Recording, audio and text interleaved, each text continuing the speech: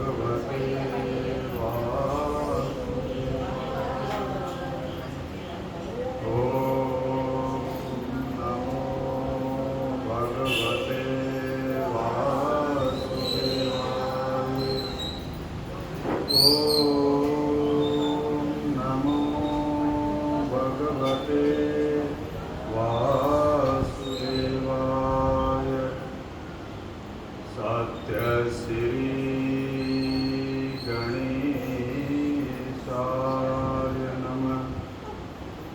श्री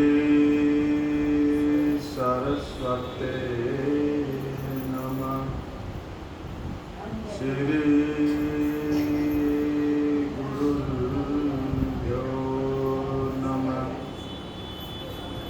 वंदे महापुरुषते चरणारविन्दम्।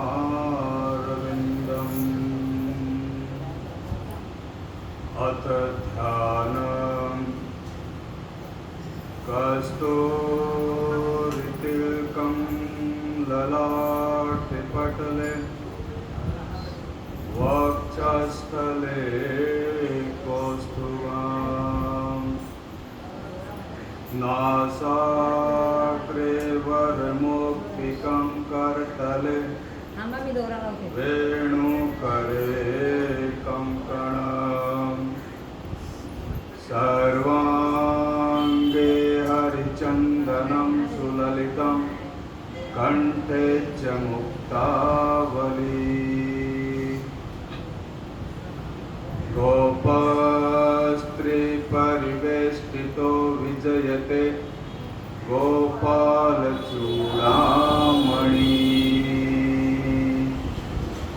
अस्ति स्वस्तरुणिकराग्रविगलत् कल्पप्रसूनाकृतम्। वस्तु प्रस्तुतवेणुनादलहरि निर्वाण निर्व्याकुलम्।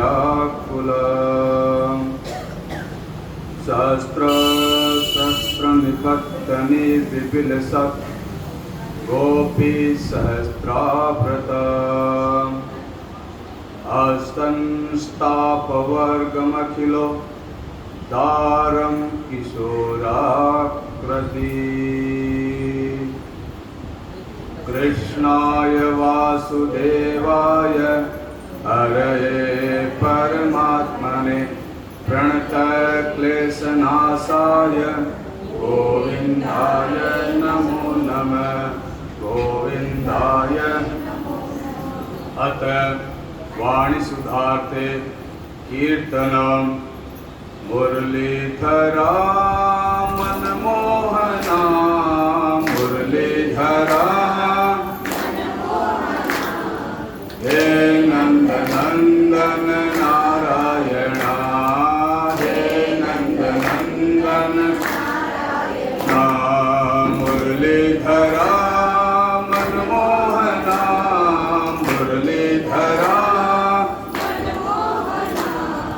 हे नंदनंदन नारायणा हे नंद मुरलीधरा मनमोहना मुरलीधरा।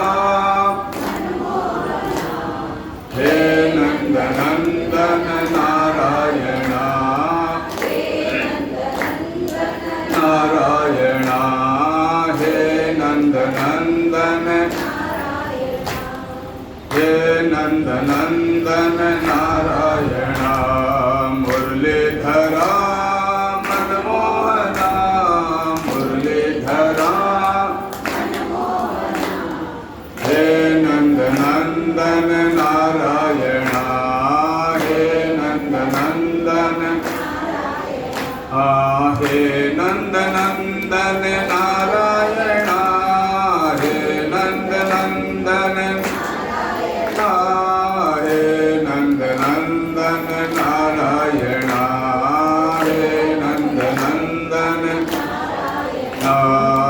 हे नंदनंदन नारायणा हे नंदनंदन हे नंदनंदन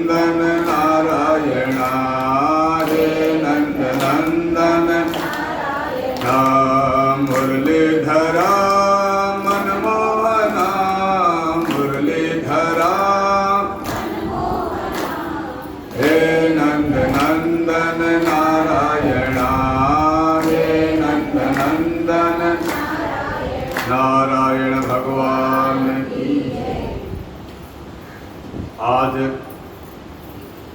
कथा का 8वां दिवस और इस कथा का आयोजन मुरलीधर मंदिर ट्रस्ट ने किया है। साथ में मुरलीधर महिला मंडल। अब कथा के प्रसंग पे आते हैं। कल आप सुन रहे थे देवहूति चरित्र। देवहूति चरित्र में देवहूति का कर्दम ऋषि के साथ में विवाह होता है। उसके बाद कपिल मुनि का जन्म होता है।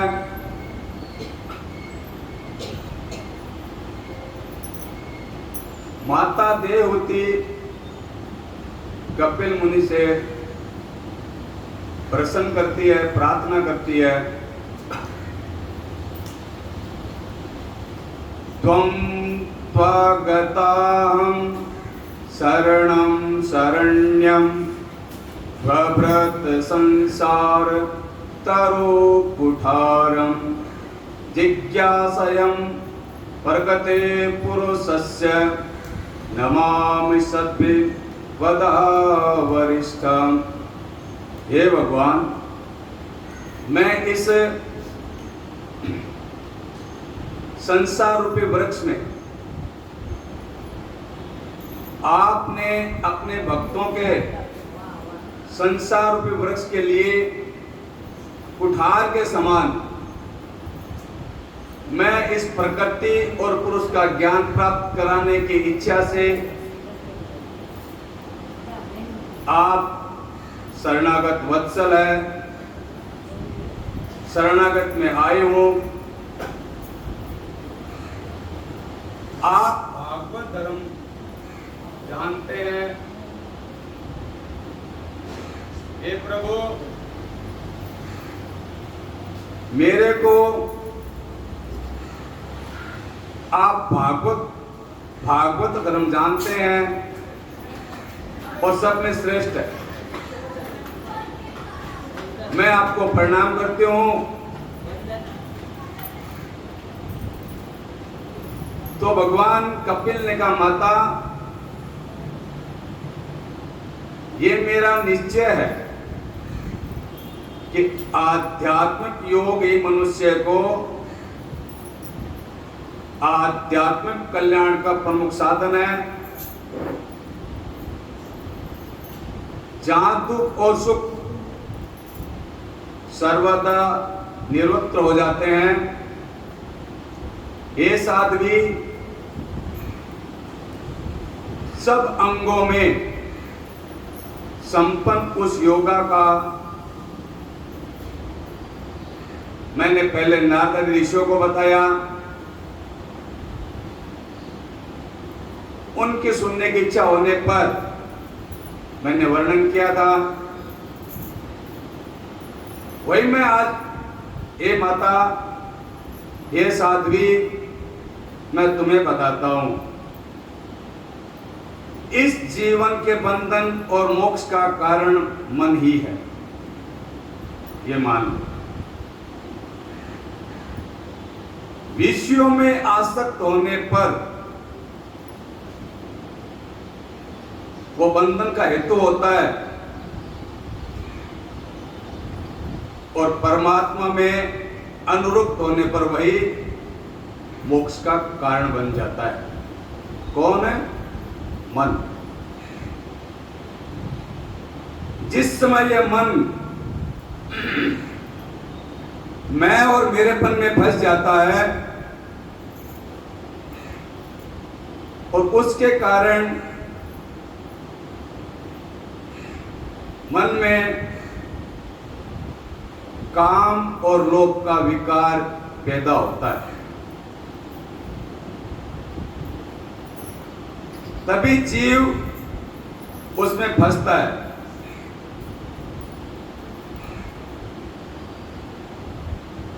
उस समय वह सुख दुख से छुटकारा पाने की कोशिश करता है, तो भगवान की भक्ति ही उससे छुटकारा दिला सकती है। और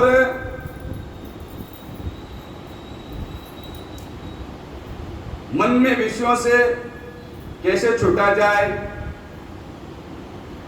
कपिल भगवान ने कहा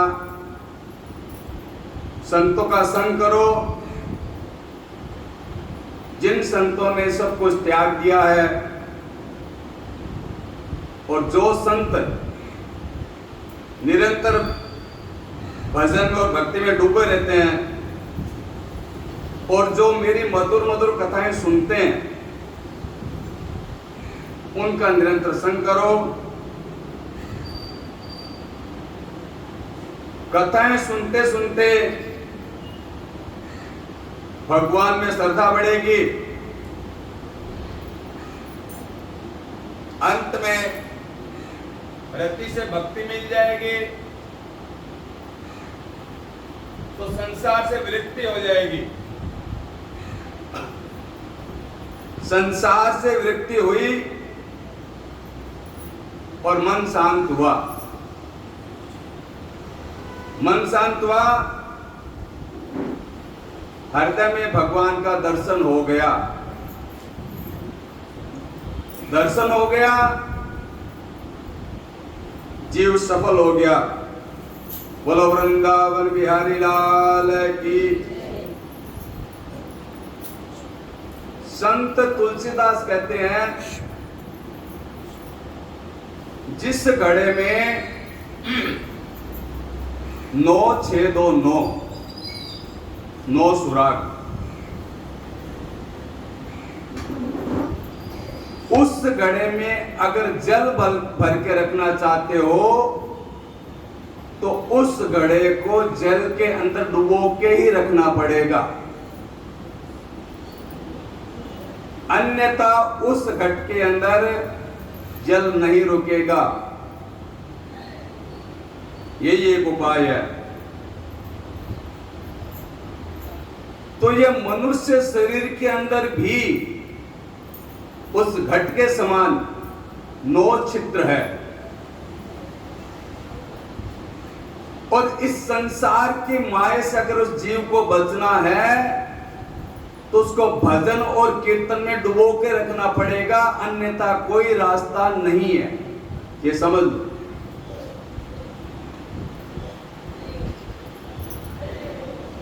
सत्संग रूपी जल में डुबो के रखो इस मन को। मन की गति भजन में लग जाएगी तो जीव का कल्याण होएगा। जैसा करो संग वैसा चढ़े रंग।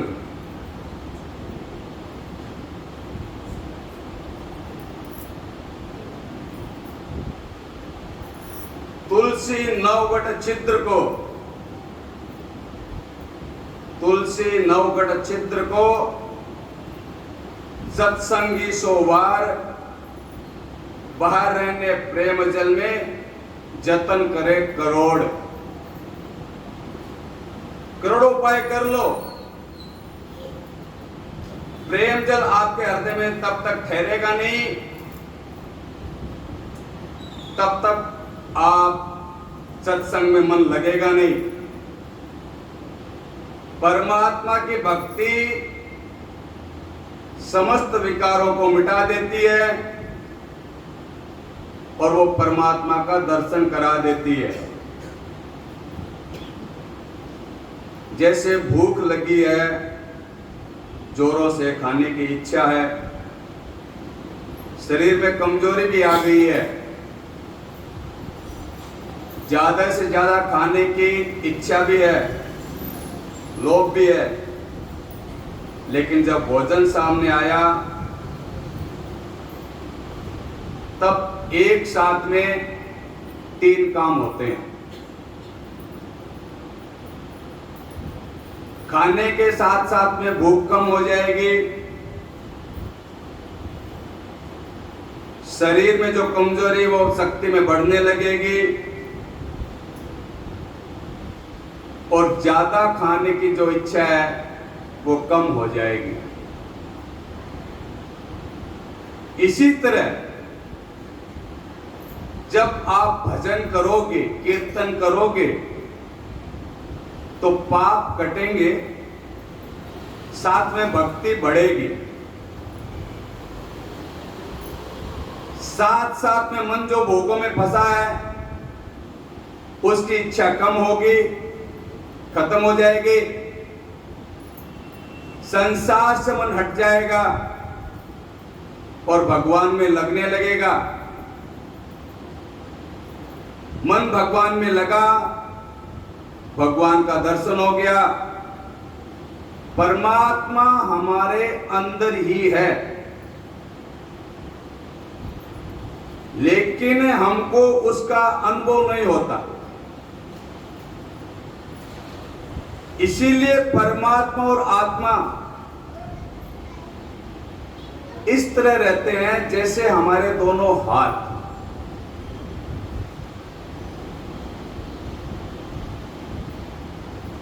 जीव का अगला हाथ परमात्मा है और दूसरा जीवात्मा।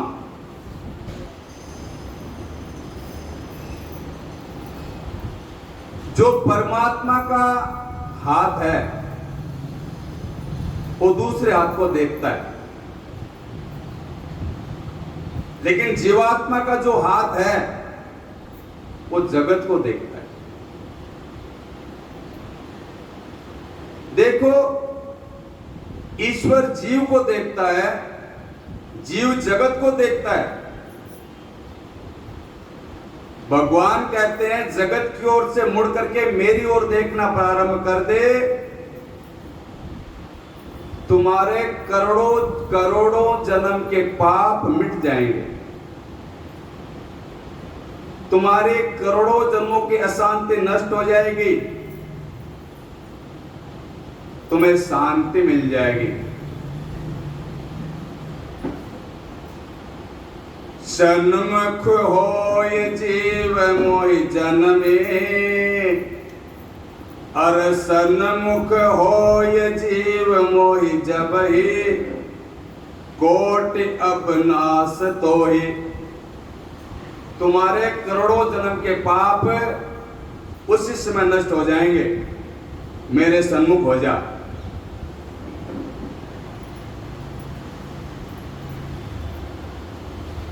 पिता पुत्र से प्यार करता है, पिता पुत्र की ओर देखता है, पुत्र अपने परिवार स्त्री की ओर देखता है, वो पिता की ओर नहीं देखता। इसी तरह परमात्मा है, परमात्मा इस जीव को देखता है, लेकिन यह जीव परमात्मा को नहीं देखता, परमात्मा से प्यार नहीं करता, परमात्मा से प्यार न करके जगत से प्यार करता है। इसीलिए ये जीव अशांत है, दुखी रहता है। जिस दिन ये जीव ईश्वर की ओर मुड़ जाएगा, उसे शांति मिल जाएगी। कठिन है, लेकिन समझने की कोशिश करो।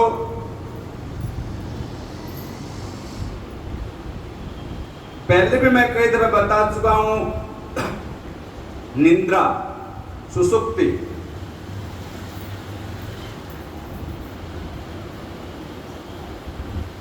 उसमें आनंद मिलता है, जहां जीव अपने स्वरूप को देखता है और भगवान की गोद में पहुंच जाता है, उसे सुसुप्ति नींद कहते हैं। इसलिए सारे दिन जब वो घूम फिर के आता है, काम की थकान महसूस करता है, सो जाता है। जब उठे तो अपने आप को हल्का पाता है, अच्छा पाता है, सारी थकान खत्म हो जाती है। तो इस संसार में, इस जगत में थकान है, तनाव है, टेंशन है। परमात्मा में शांति है, हल्कापन है, आराम मिलेगा, आनंद मिलेगा। आप प्रतिदिन ईश्वर के पास में जाते हैं थोड़ी देर के लिए और नई एनर्जी पाकर के फिर संसार में निकल जाते हैं। बच्चा खेलता है, खेलते खेलते थक जाता है तो मां की गोद में आके सो जाता है। तो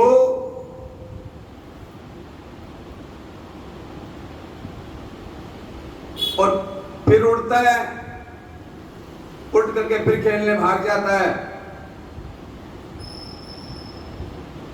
मां की गोद थकान मिटाती है, खेलने से बालक थक जाता है। संसार में काम करने से तनाव बढ़ता है, टेंशन बढ़ जाता है। रात्रि में जब भगवान की गोद में चले जाते हैं तो शांति मिल जाती है। नींद में जगत को भूल जाने के बाद शांति मिलती है। ये सब बातें देवहूति को भगवान बता रहे हैं कि मां इस प्रकार तुम करो तो संसार से विरक्ति होगी। मन को हटा के रखो, वही शांति है। और ये शांति आपको जीवन भर प्राप्त होती रहती है। उसी शांति में आनंद, ये ध्यान रखना। संतों के पास में शांति है और इस संसार में संपत्ति जरूर है लेकिन शांति नहीं है।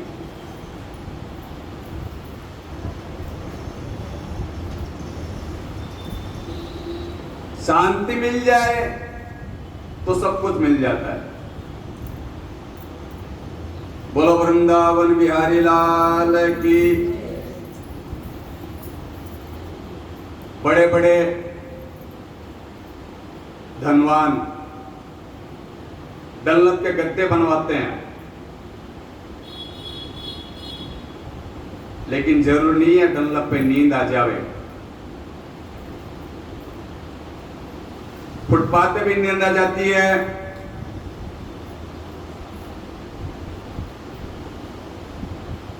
तो तनाव रहित जीवन भगवान की गोद में मिलता है।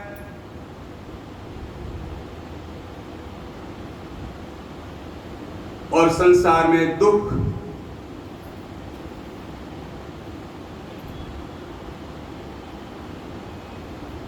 और व्यक्ति जीवन भर धन कमाता है परिवार वालों के लिए, तब तक परिवार वाले उससे प्यार करते हैं। धन कमाना बंद हो गया, जैसे बूढ़े बैल से किसान प्यार नहीं करता, इसी तरह बूढ़े माँ बाप से संतान प्यार नहीं करती।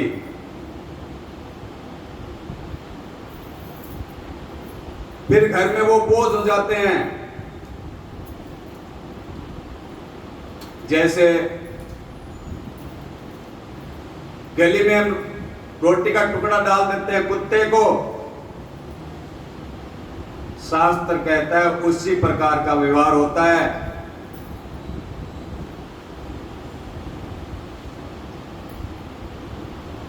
और जब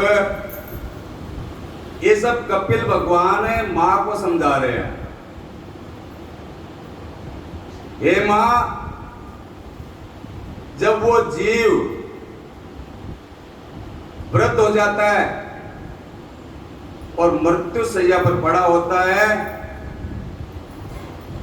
तो परिवार वाले बनावटी आंसू बहाते हैं। मरने के बाद उसे यमराज यमलोक ले जाता है, क्योंकि वो जीवन में जिंदगी भर भजन तो किया नहीं। उस जीव ने केवल धन कमाया,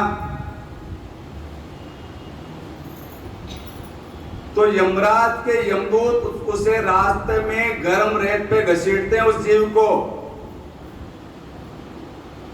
गले में रस्सी बांध देते हैं। मां, यमराज के दूत उसे घसीटते हुए ले जाते हैं।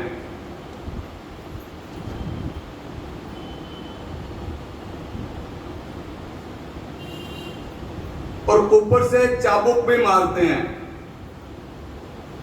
सड़क के किनारे पक्षी अपनी नुकीली नोक से उसको चोट पहुंचाते हैं, नोचते हैं, खाते हैं। और उस जीव को जब भूख लगती है और प्यास लगती है, तो यमराज के दूत उस जीव के मुंह में गरम तेल डालते हैं और नरक लेकर के जाते हैं। वहां कपड़ों में लपेट करके उसको जलाया जाता है, आग लगा देते हैं। और कहीं कहीं पे तो जैसे आरे में लकड़ी को चीरते हैं, उस प्रकार उसको चीर देते हैं।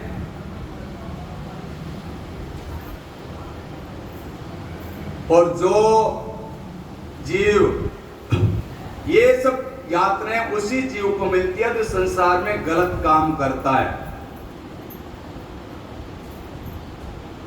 और जो इस संसार में गलत काम करता है उसको लोहे की गरम स्त्री से आलिंगन कराया जाता है। और हजारों वर्षों तक ये परंपरा चलती रहती है, जब तक उसके जितने पाप किए हुआ उसका दंड उसको न मिल जाए तब तक।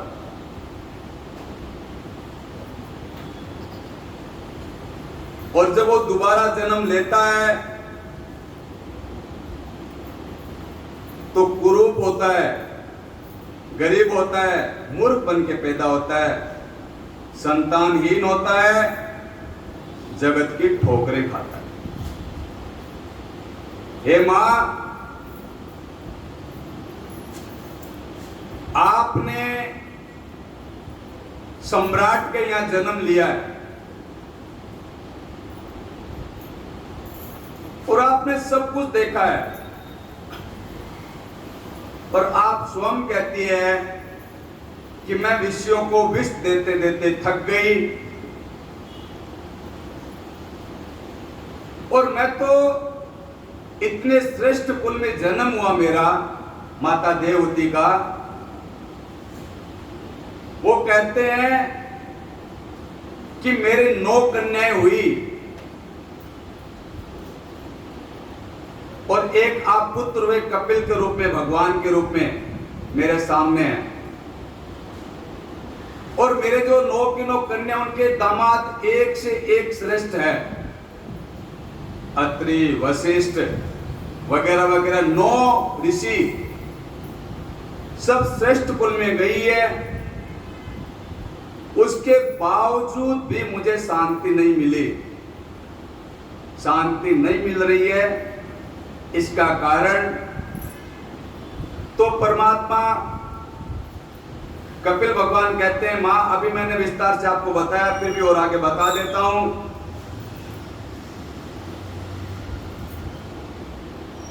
तो व्यक्ति अगर धर्म करता है तो आपकी तरह श्रेष्ठ कुल में जन्म लेता है,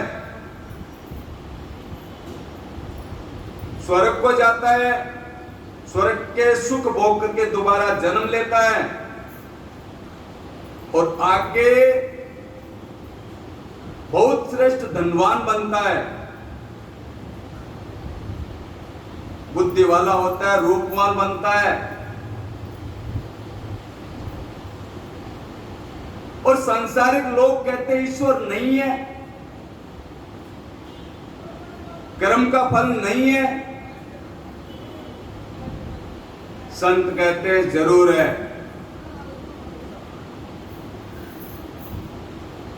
एक व्यक्ति ने कहा महाराज हमें विश्वास नहीं होता,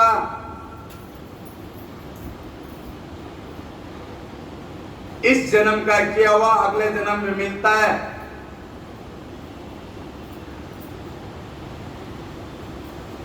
लेकिन कथा और भजन से मनुष्य है और इस मनुष्य के सब प्रकार के संशय खत्म हो जाते हैं, मिट जाते हैं।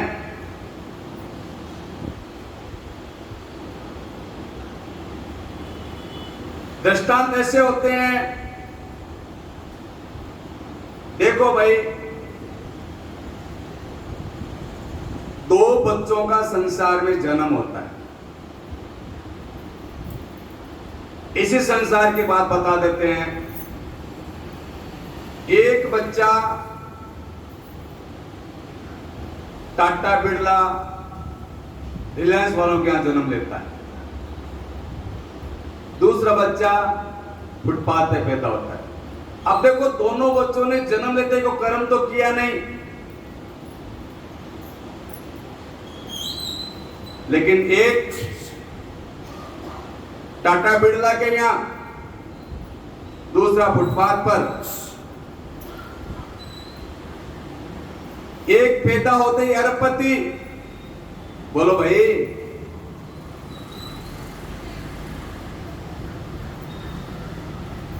पैदा होते ही अरबपति, सोने के चम्मच में दूध पीता है, चांदी के पालने में झूलता है और 2, 5, 10 दासियां तो एनी टाइम उन पे खड़ी रहती है उसकी सेवा में। और 50 लाखों रुपया उसके जन्म के उत्सव में उड़ा दिए जाते हैं।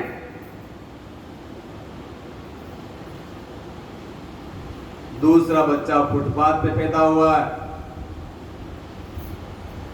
उसको चीथड़े नसीब नहीं होते,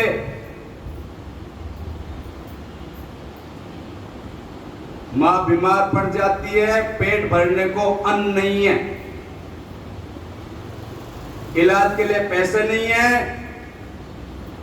अब बताओ दोनों बच्चों ने कौन से कर्म कर दिए?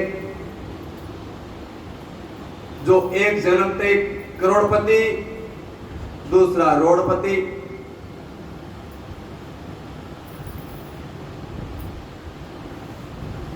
तो होगा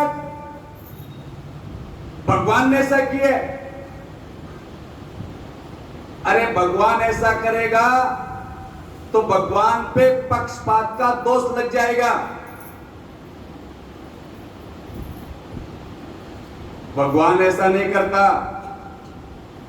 मानना पड़ेगा, कर्मों की गति भोगनी पड़ती है।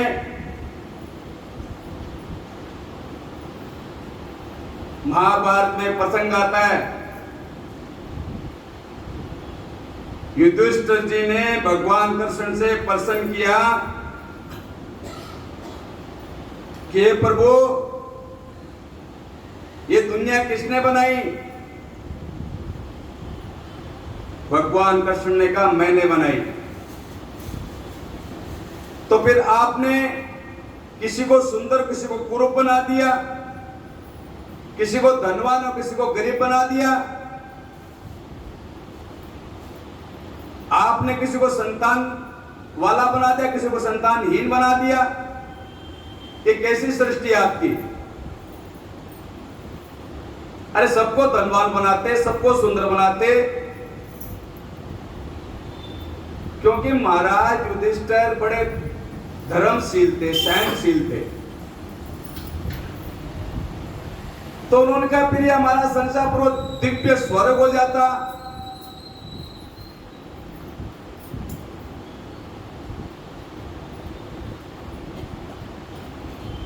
भगवान ने कहा भैया युधिष्ठिर जी, मजिस्ट्रेट जो फैसला देता है ना, जो जजमेंट देता है, वो किसी का राग और द्वेष नहीं देखता। वो फाइल के आधार पर आदेश देता है मजिस्ट्रेट।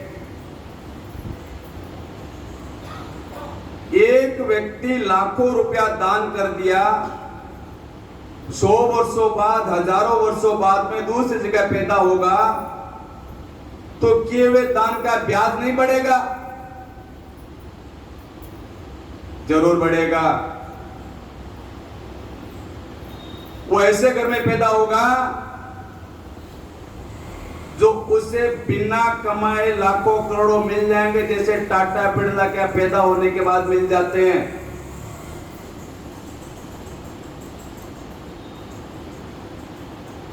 और जिसने जिंदगी भर पाप किए हो, धर्म नहीं करता, यज्ञ नहीं करता, पूजा पाठ नहीं करता, माता पिता की सेवा नहीं करता, उसको चीचड़े भी नसीब नहीं होते हैं।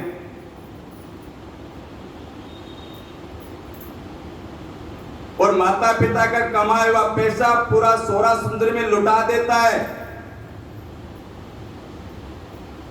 अगले जन्म में गरीब पैदा होता है, पैसे पैसे के लिए मोहताज होता है। बोलो वृंदावन बिहारी लाल की। शास्त्र कहता है अदात धनात, बचपन में ही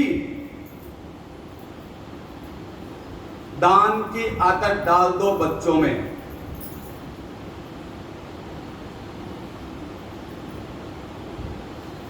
सुपत्र दानात धनाढ्य,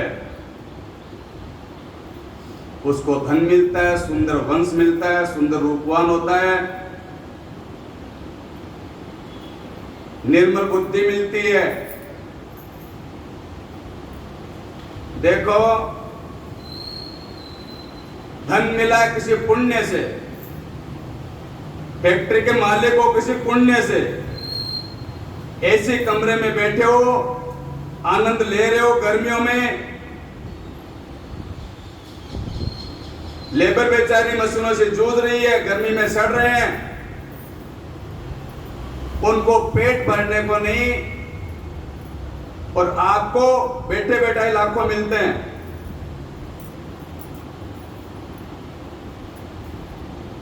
और वो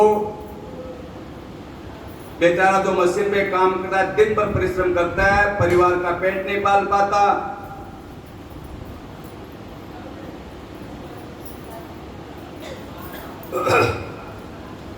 तो ये परिश्रम का फल है, यह भगवान की कृपा मानना पड़ेगा। भगवान की कृपा है। ईश्वर को भूल जाओगे तो वो माफ नहीं करेगा।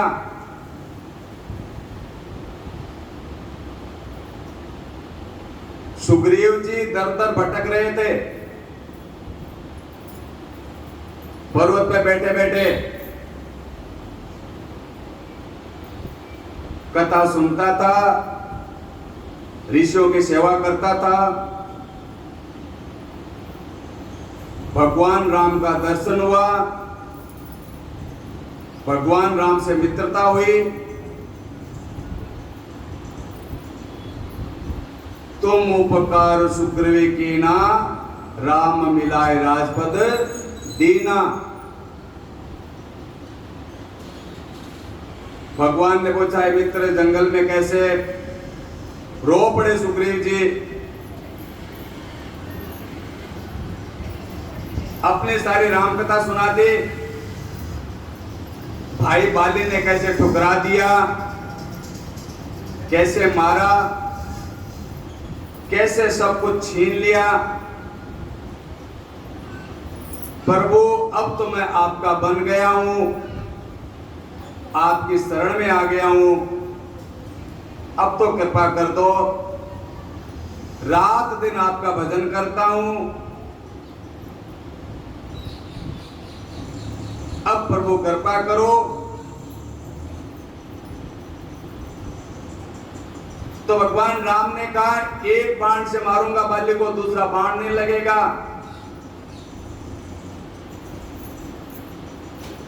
राम ने बाली को मार दिया। मारने के बाद सुग्रीव को राजा बना दिया। सुग्रीव को वापस परिवार पत्नी मिल गए।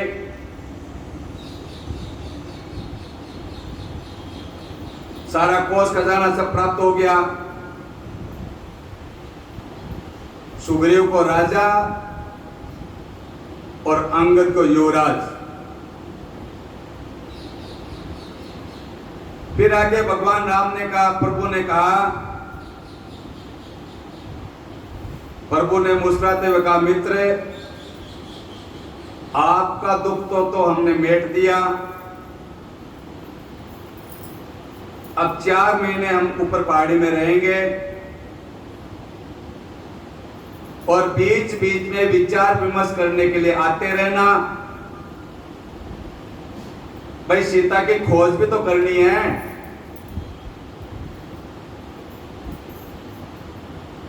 तो विचार विमर्श करना है। सुग्रीव ने कहा, प्रभु ऐसा कहकर के आप मेरे को लज्जित कर रहे हो।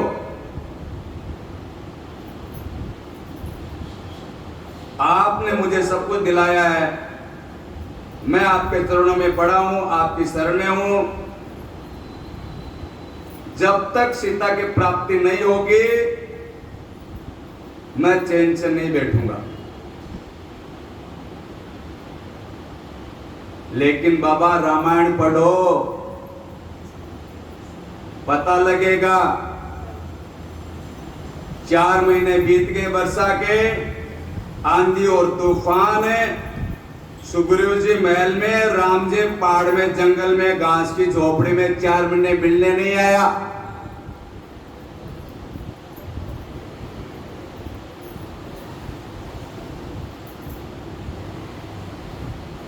तब भगवान राम को कहना पड़ा, वो बाण मेरे पास अभी तक सुरक्षित है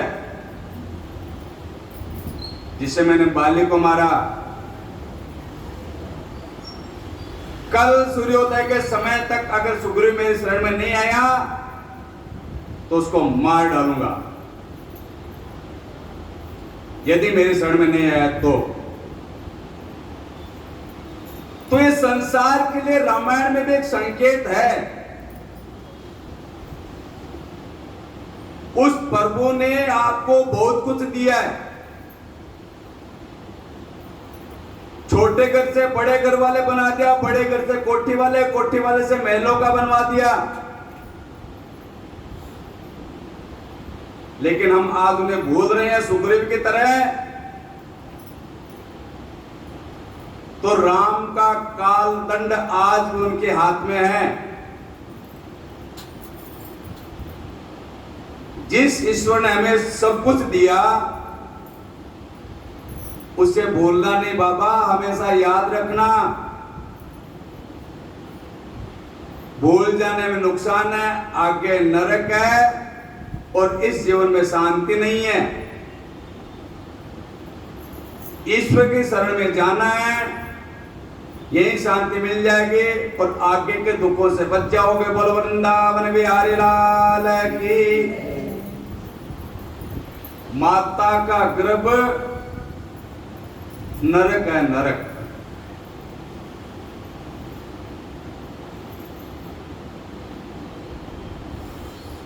ईंट के भट्टे में जैसे ईंट पकती है,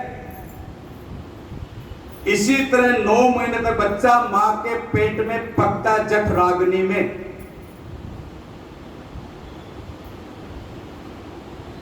और रक्त कुंड में 9 महीने पेट में रहता है। गर्दन में पैर फंसी रहती है, हाथ मुड़े हुए, माता अगर मिर्ची खा ले तो सारे दिन जलन लगती है उस जीव को।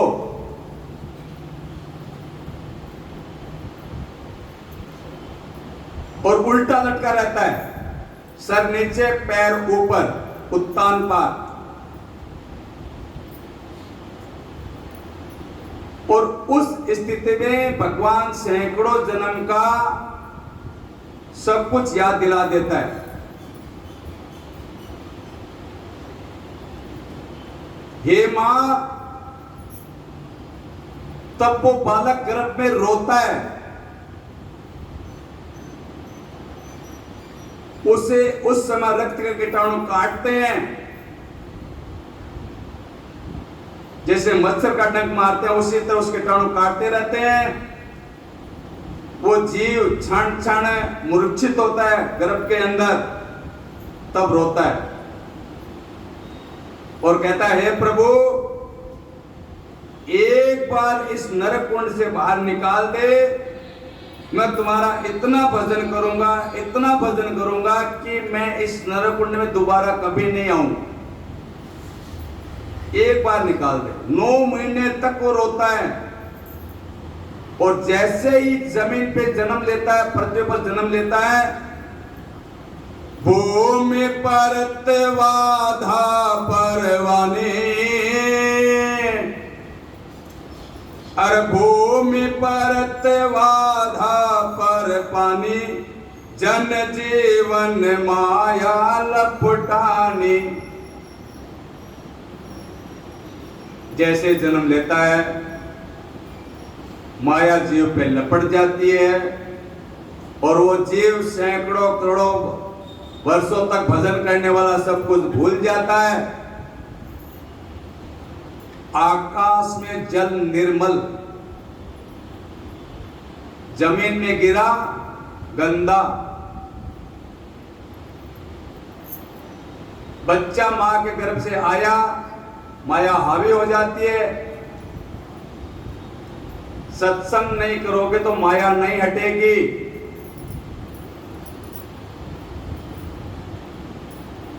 तो हनुमंत लाल जी दौड़ते दौड़ते सुग्रीव जी के पास में गए, महाराज क्या कर रहे हो?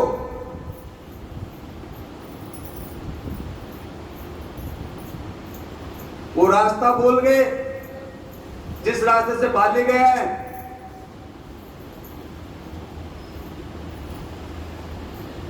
वो रास्ता सोरा नहीं, बहुत चौड़ा है। वो बाण रखा हुआ राम के पास अभी भी, सावधान हो जाओ। जैसे हनुमंत लाल जी ने इस प्रकार का, सुग्रीव कांप गया, सुग्रीव की हालत खराब हो गई। इसी प्रकार संतों का काम है जीवों को जगाना। जागो, सुनकर जाग जाओ तो अच्छा है, राम को पा जाओगे। सोते रहो तो मर जाओगे। बोलो वृंदावन बिहारी लाल की।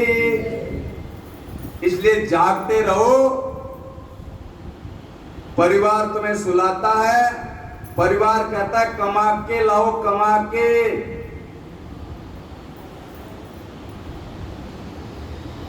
एक उदाहरण सुनो।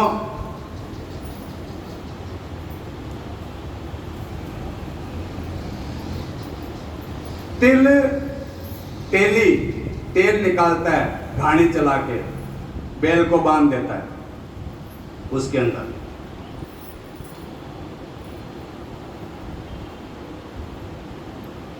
कोलू का बैल। तेली क्या करता है? बैल की आंख पे पट्टी बांध देता है और उस कोलू में उसको लगा देता है बैल को, और फिर उसको घुमाता है। 2-4 चक्कर लगाता है तो थोड़ी सी खल उसको खिला देता है। जो खल निकलती है तेल निकलने के बाद में, उसे थोड़ी सी खल बैल को खिला देता है। फिर उसको घुमाता है। आंख पे पट्टी बंदी है बैल के, बैल को आशा की ओर मिलेगी, वो चलता रहता है। वो बेल 10-20 चक्कर लगाता है, वो तेली आता है, फिर थोड़ी सी खली का टुकड़ा उठा के बेल को खिला देता है,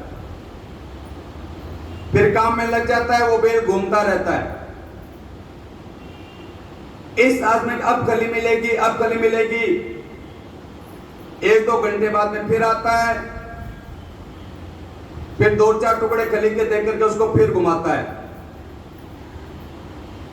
शाम तक घुमाता है। शाम को पट्टी खोल करके उसी बेल के द्वारा ढेरों खली वो बेल निकालता है, तेल निकालता है, और थोड़ी सी खली उसके सामने रख देता है।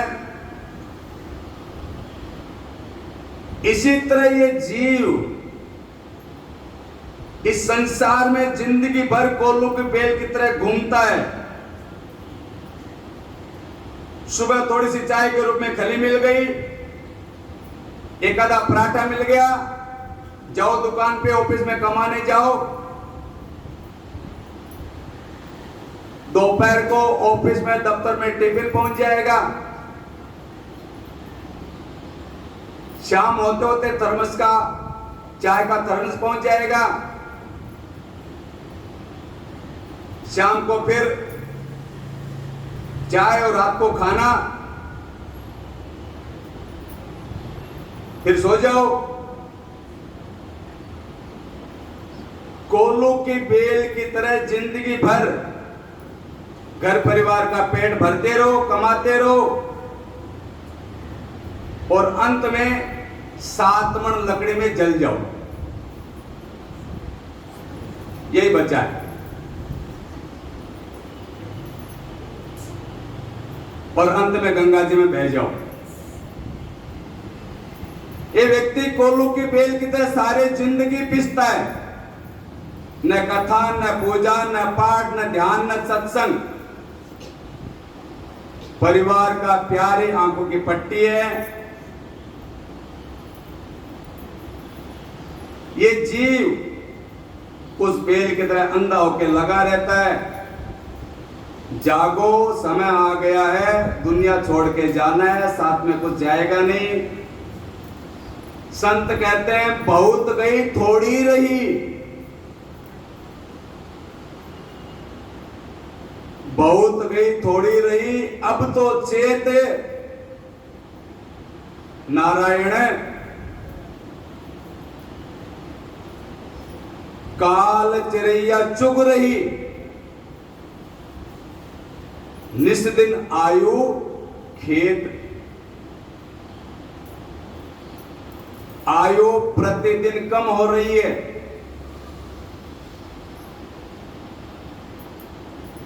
काल खा रहा है। अभी देखो, रात को देखते हैं कि हार श्रृंगार का वृक्ष होता है ना, उस पे सफेद सफेद फूल आते हैं, छोटे छोटे, वो भरा रहता है। सुबह हुई, थोड़ी सी हवा लगी, पूरा झर झर झर करके झर जाता है, पूरा खाली। अगले दिन फिर आ जाते हैं। इसी तरह ये जीव है, संसार में आता जाता रहता है, वो श्रृंगार हार फूल की तरह।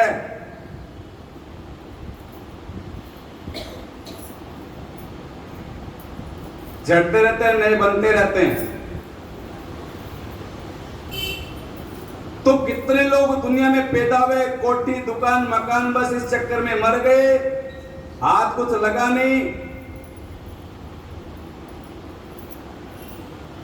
एक दृष्टांत आता है, सिकंदर।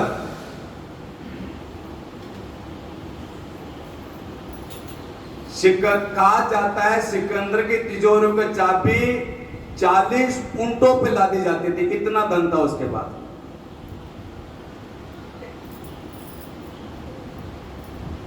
सिर्फ तिजोरियों की चाबियां 40 ऊंटों पे लादी जाती, तो सोचो कितना धन होगा उसके पास में।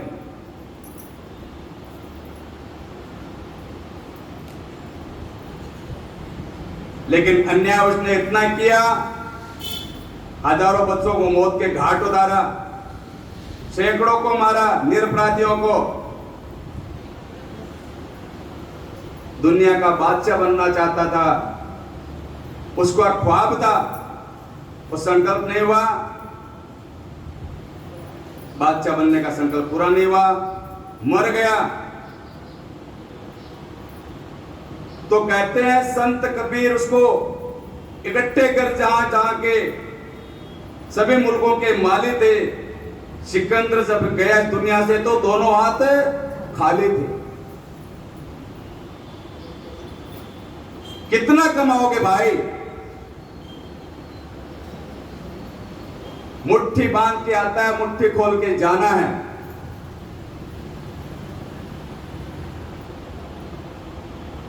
माता के पुत्र हमारा, बहन के भाई मेरा,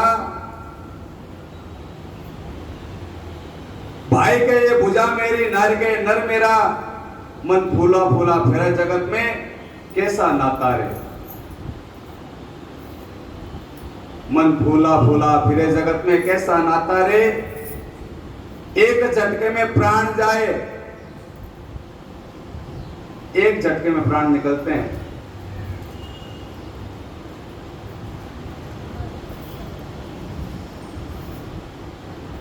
तो कोई भरोसा नहीं है जीवन का।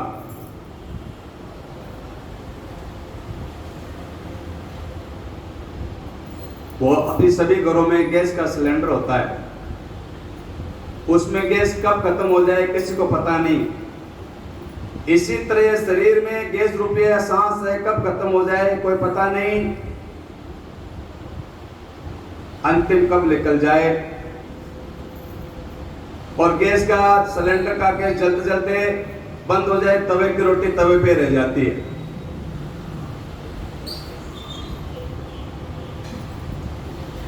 तो अंतिम सांस कब निकल जाए, व्यक्ति हजारों इच्छाएं कमाता है, अधूरी रह जाती है। समान 100 बरस का, पल की खबर नहीं। तब पेट पकड़ के माता रोए, पाँव पकड़ के भाई, लपट चपट के तिरिया रोवे, हंस अकेला जाए। जब गलजिर माता रोए, बहन रोए खटमासा, 13 दिन तक त्रिया रोए, घर करे करबासा। मन फूला फूला फिरा जगत में कैसा नाता है। आज पैसा हो गया, बोले विदेशी कार लाएंगे बढ़िया से बढ़िया,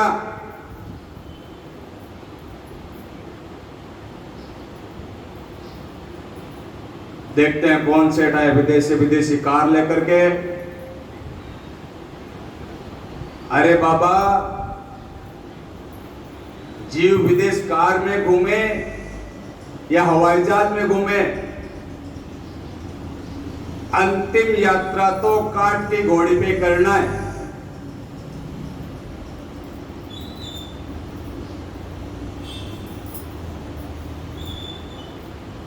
अर्थी की सैया किस चीज की बनी होती है? लकड़ी की। 4 गदी चरपाही, चारों कोने आग लगा दे, झरझर ऐसे जले जैसे गैस जलता है। मन फूला फूला फिरा जगत में कैसा नाता रे। सोने जैसी काया जल गई। संत कहते हैं सोने जैसी काया जल गई, जल गया सब कुछ।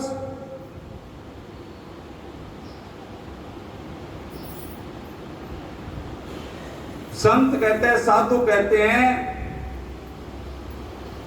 जगत में कोई सार नहीं है।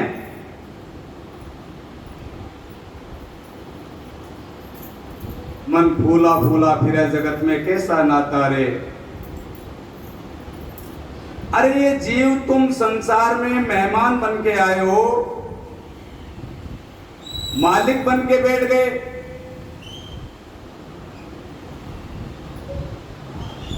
तुम तमाशा देखने आए थे, खुद तमाशा ही बन गए।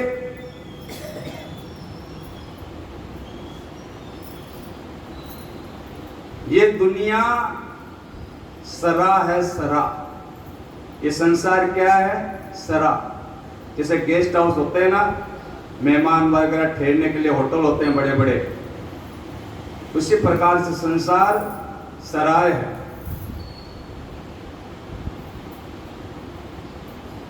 जैसे रेलगाड़ी का डिब्बा, स्टेशन आते टिकट खत्म हो जाता है तो उतरना पड़ता है।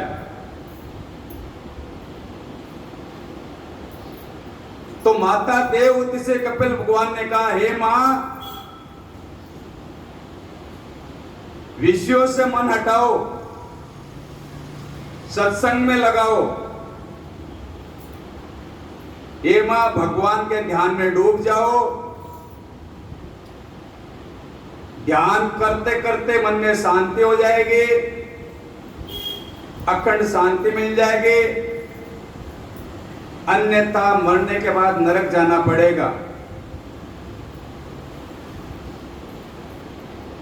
पुनरपि जननम पुनरपि मरणम पुनरपि जननी जठरे शयनम, ये संसारे कृपया पारे भज गोविंदम भज गोविंद भज मूढ़मते। माता देवहूति ने प्रणाम किया है, आपने मेरे अंदर ज्योति जगा दी। देखो, इस शरीर में 25 तत्व होते हैं, 25 तत्व। पंच महाभूत,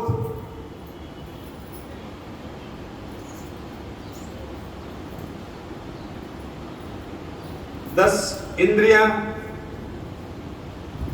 5 विषय, मन, बुद्धि, चित्त, अहंकार। ये हो गए 24। 25वां तत्व है चेतन परमात्मा का अंश परमात्मा, जिसे कहते हैं चित्त। तो परमात्मा का स्वरूप का चिंतन करते करते आत्मा में परमात्मा एक हो जाती है।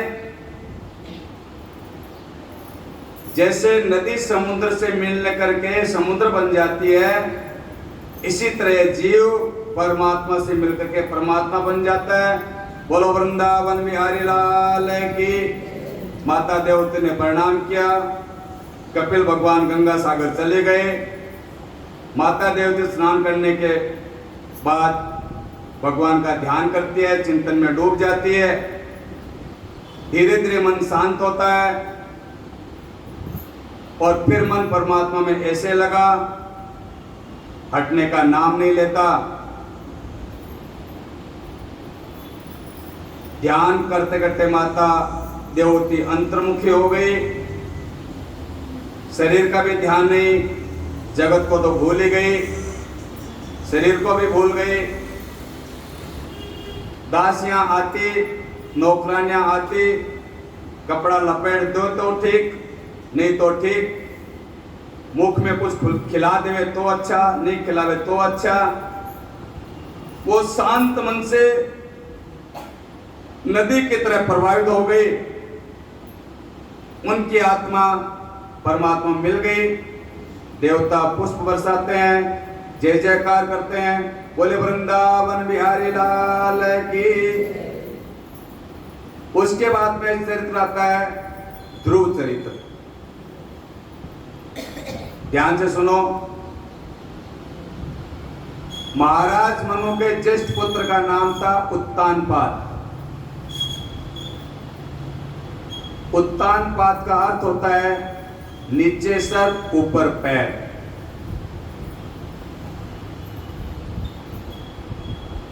और ये जब जीव जन्म लेता है तो यही मुद्रा रहती है, यही कंडीशन रहती है। तो संसार का समस्त जीव उत्तानपाद है।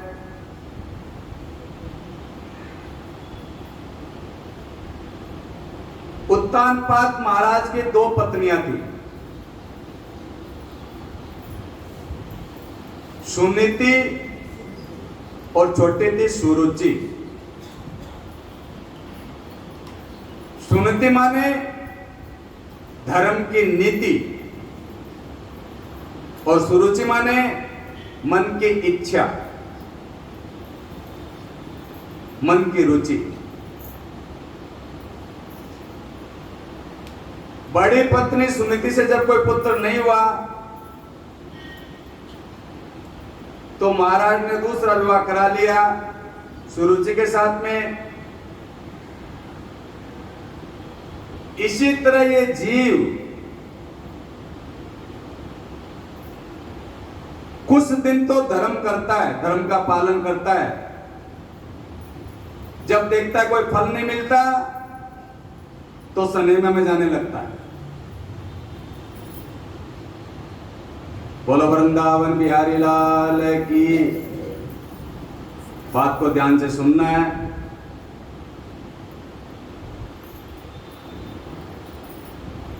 तो मन की रुचि सुरुचि, उसने महाराज ऐसा चक्कर चलाया कि महाराज को सुनीति जी के लिए भड़का दिया और भड़का करके सुनीति जी को घर से निकलवा दिया। छोटी पत्नी के प्यार में फंस करके बड़ी को घर से निकाल दिया, बड़ी पत्नी को त्याग दिया। लेकिन बड़ी पत्नी सुनीति ने महाराज को नहीं त्यागा, नहीं छोड़ा। उस बड़ी पत्नी सुनीति ने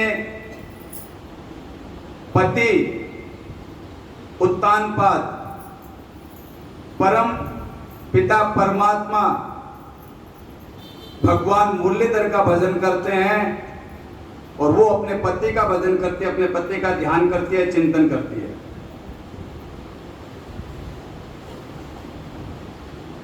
और परमात्मा की कृपा हुई। देखो, निकालने के बाद में संयोग से वो गर्भाधान हो गई।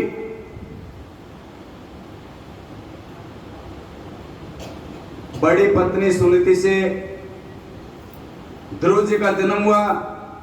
बोलो ध्रुव भगवान की। तो छोटी पत्नी, उनसे उत्तम नाम के बालक का जन्म हुआ। सुरुचि को जब इस चीज का पता लगा कि सुनीति को पुत्र हुआ है तो बहुत दुखी हुई, उसको बहुत कष्ट हुआ।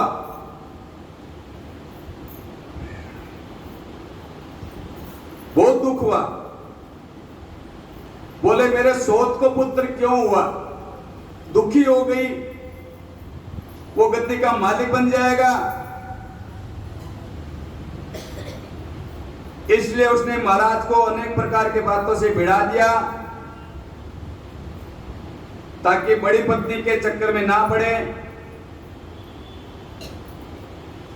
और उससे जो पुत्र हुआ है उससे महाराज घृणा करने लगे। ऐसा उसको उत्तानपाद को सुरुचि ने भिड़ा दिया। ध्रुव जी महाराज जब 5 वर्ष की आयु में हुए, उस दिन उनकी 6ठे वर्ष की वर्षगांठ थी। तो ध्रुव जी ने आज पिताश्री के चरणों में प्रणाम किया है। लेकिन पिताश्री उत्तानपाद जाने उनको देखा ही नहीं, उसकी तरफ नहीं देखा और ना ही उनको आशीर्वाद दिया और ना ही किसी प्रकार की कोई क्रिया की।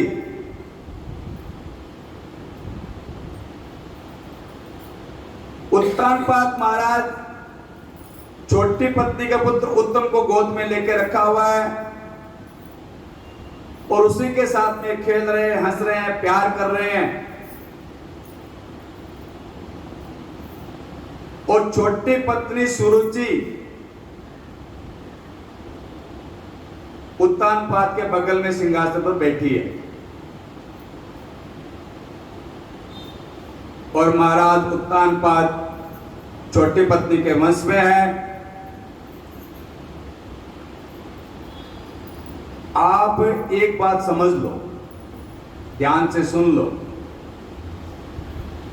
धर्म का पालन करोगे, फलते फूलते रहोगे, सुरुचि यानी मन की गति और मन की रुचि से चलोगे, तो इस संसार में देखने को मिलता है वंश के वंश नष्ट हो जाते हैं। मन बहुत खतरनाक होता है भाई। जीव को ज्ञान होता नहीं है क्या अच्छा है क्या बुरा है, मन उसको लेकर के चला जाता है जीव को। इसीलिए संतों का संग करना चाहिए, कथा सुननी चाहिए, बच्चों को ज्ञान देना चाहिए।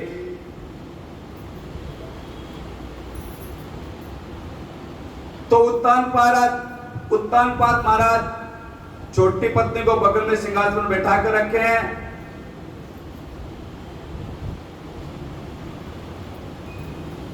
और जो व्यक्ति धर्म को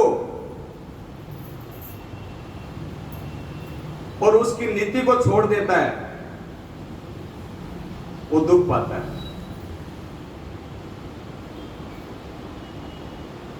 तो सुरुचि का वंश नहीं चला, उसका वंश खत्म हो गया। सुनीति जी का ही वंश चला आगे। उत्तम शिकार खेलने गए, मारे गए। सुरुचि अपने पुत्र को ढूंढने गई, जंगल में आग लग गई और वहां पे वो मर गई, क्योंकि अन्याय किया था।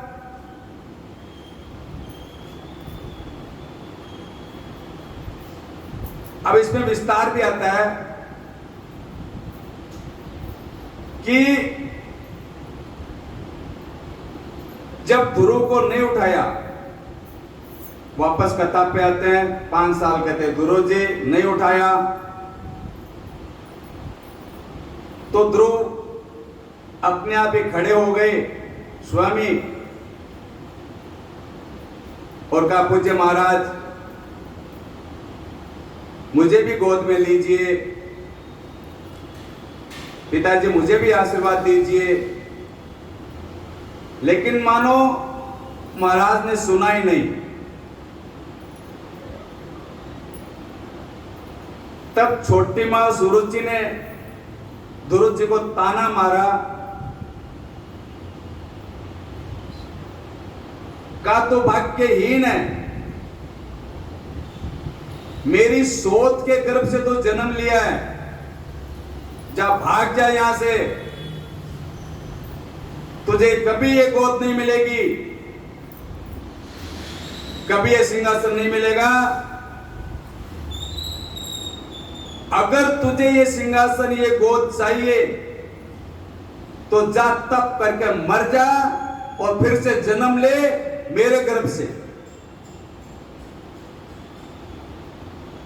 तब ये गोद मिलेगी। वो 5 साल का बालक, महाराज वो शब्द उस बालक के कलेजे को चीर गया। बहुत दुखी हुए ध्रुव जी, बहुत दुखी हुए। 5 साल का बालक, उसके साथ में ये व्यवहार, वो बाण छाती में चुभ गया। उसी तरह ध्रुव जी उस महान पीड़ा को लेकर के रोते हुए मां के पास में गए। मां,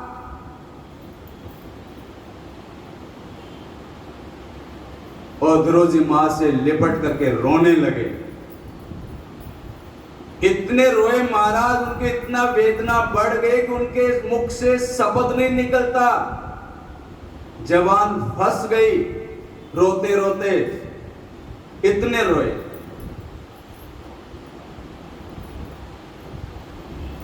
तो मंत्री पुत्र ने आकर के बताया कि आज छोटी मां ने ऐसा ऐसा कहा ध्रुव जी को। तब सुनीति जी का धैर्य टूट गया और रोते रोते हुए बोली, वो भी अपने पुत्र के साथ में रोने लगी और कहने लगे ये बालक ने तुम्हारा क्या किया है, इसके साथ में ऐसा व्यवहार। अरे कुछ तो विचार करो, ये 5 साल का बालक है, इसे क्यों सताया जा रहा है? रोती हुई सुनती मां ने कहा, बेटा किसी का अमंगल नहीं सोचना। देखो ये होती है माताएं, किसी का अमंगल नहीं सोचना बेटा। हमने पहले जन्म में कुछ किया होगा, कर्म ऐसा हो गया होगा, वही बेटा हमको भोगने को मिल रहा है। द्रौपदी ने पूछा, मां आप महाराज जी की पत्नी नहीं है क्या? अगर है तो वो आपको बगल में क्यों नहीं बैठाते?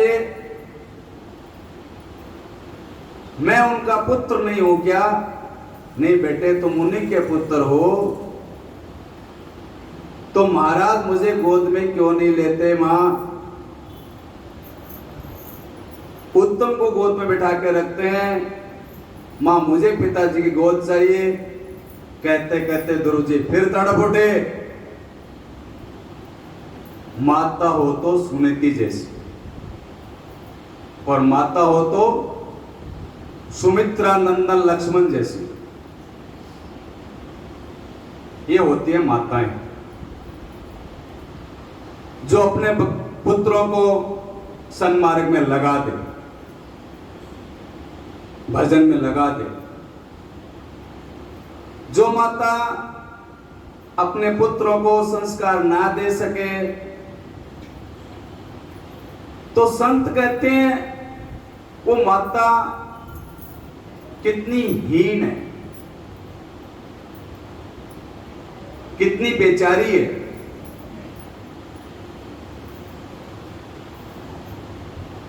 भगवान राम को वनवास होने जा रहा था, लक्ष्मण लाल जी को भेजा श्री राम ने कि जा माता सुमित्रा अम्बा से आशीर्वाद लेकर के आ जाओ। तो लखन लाल जी सुमित्रा अम्बा को प्रणाम किया और बताया कि प्रभु वनवासी हो रहे हैं।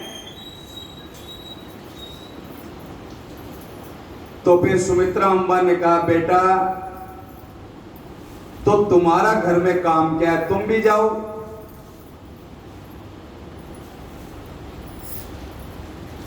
मैंने तो तुम्हें राम की सेवा के लिए जन्म दिया है, यदि राम वनवासी हो रहा था तुम भी साथ चले जाओ।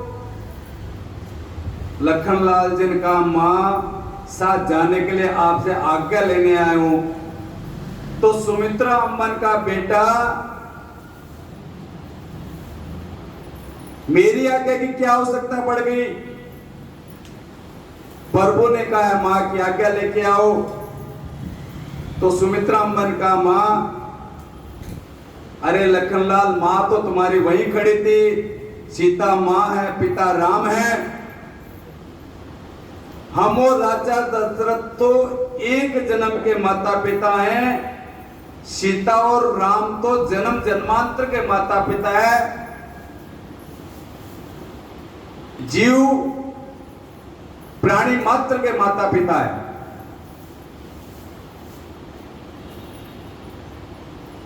तुम्हारे पिता राम है, तुम्हारी माता सीता है। राम को दशरथ समझना, सीता को सुमित्रा, और काम क्रोध छोड़कर सेवा करना। सुमित्रा अम्बा कहती है कि आज मेरे कोख धन्य हो गई, जो ऐसे पुत्र को मैंने जन्म दिया, जो आज राम के साथ में वन में जा रहा है। संत कहते हैं जिसका पुत्र भगवान का भक्त नहीं हुआ, पुत्र पुत्रवती युवती जग सोई, रघुपति भगति व्यास सुख न होई।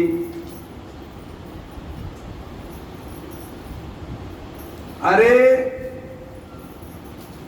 जैसे गाय भैंस, गाय जैसे बछड़ा रहती है, उसी प्रकार का जीवन। तो पुत्र को भजन में लगाओ। इतिहास साक्षी है, माता सुनीति ने कहा, बेटा, बोलो वृंदावन बिहारी लाल की। वापस प्रसंग में आते हैं। माता सुनीति ने कहा, बेटा,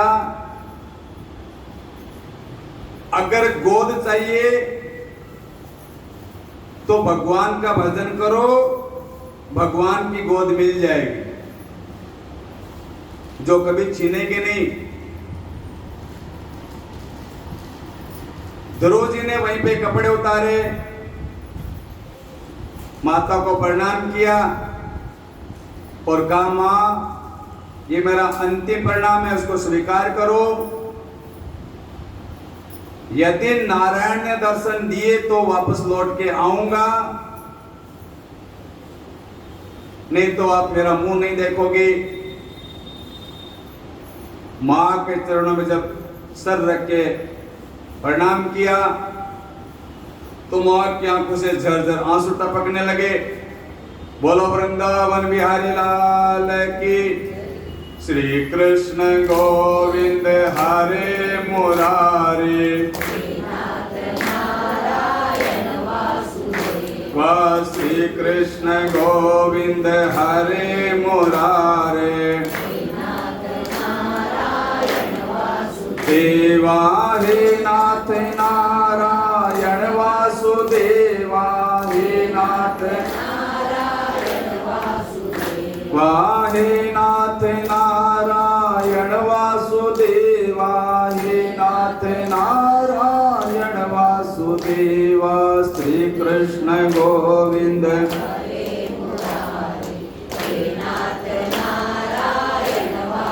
देवा, श्री कृष्ण गोविंद हरे मुरारे, वाहे नाथ नारायण वासुदेवा, हे नाथ नारायण वासुदेवा, हे नाथ नारायण वासुदेवा, हे नाथ नारायण वासुदेवा। राधे कृष्णा कृष्णा कृष्णा राधे राधे, राधे कृष्णा हरे रामा राम राम हरे हरे, हरे रामा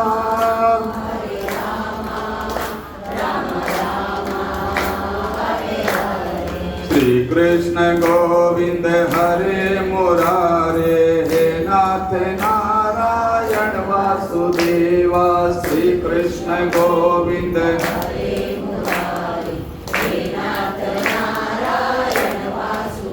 वाहे नाथ नारायण वासुदेवा, हे नाथ नारायण वासुदेवा, हे नाथ नारायण वासुदेवा, हे नाथ नारायण वासुदेवा।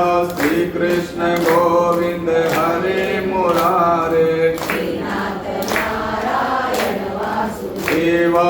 श्री कृष्ण गोविंद हरे मुरारे, वाहे नाथ नारायण वासुदेवा, हे नाथ नारायण वासुदेवा, हे नाथ नारायण वासुदेवा, हे नाथ नारायण वासुदेवा। राधे कृष्णा कृष्णा कृष्णा राधे राधे, राधे कृष्णा हरे रामा राम राम हरे हरे, हरे राम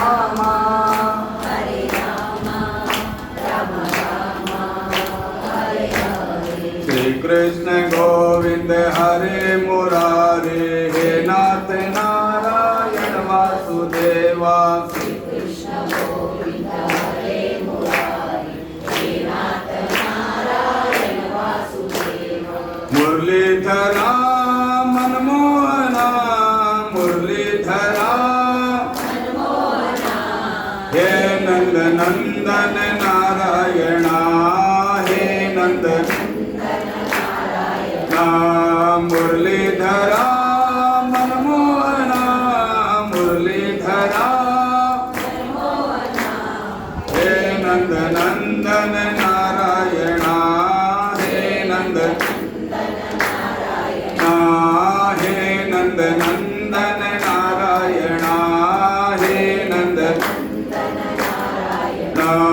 मुरलीधरा मनमोहना मुरलीधरा हे नंद नंदन नारायण हे नंद नंदन हे नंद नंदन नारायण हे नंद नंदन नारायण भगवान की